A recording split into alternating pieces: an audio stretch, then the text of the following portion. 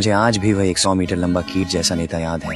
अपने जीवन के अंतिम क्षण में भी उसने उस सफेद गोले को मजबूती से पकड़े रखा था, क्योंकि इस छोटे से गोले के अंदर एक भयानक शक्ति छुपी थी जो पूरे ब्रह्मांड को निगलने में सक्षम थी। वह सफेद गोला अचानक सामने आया। कंप्यूटर विश्लेषण से पता चला कि उसका पदार्थ पृथ्वी के किसी तत्व जैसा नहीं था और न ही कोई चुंबकीय क्षेत्र था। तभी एक आदमी ने गोले की सतह को छू लिया। तुरंत ही गोले ने एक ब्रह्मांडीय पोजिशनिंग सिस्टम सक्रिय कर दिया।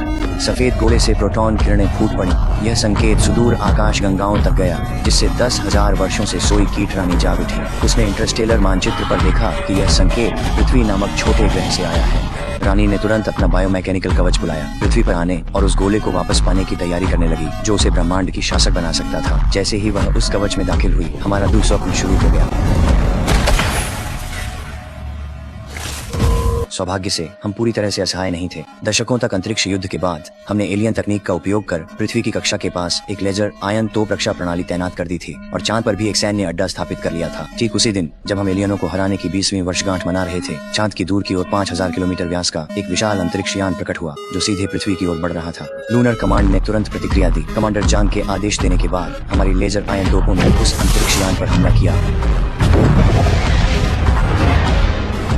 दूसरी बार हमले के वक्त उसकी ढाल ने गोलियां रोक दी। आयन तोप रिचार्ज होते ही दुश्मन ने पहले हमला कर दिया।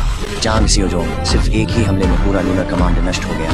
मैं बेबस होकर देखता रहा जबकि एलियन अंतरिक्ष यान लगातार पृथ्वी के करीब आता जा रहा था। युद्ध नेताओं की मंजूरी मिलने के बाद एक सुप्रीम कमांडर ने पृथ्वी के निकट कक्षीय रक्षा प्रणाली को सक्रिय किया, लेकिन लेजर तोपों को चार्ज होने में बहुत समय लग गया और एलियन जहाज ने फिर से पहले हमला कर दिया।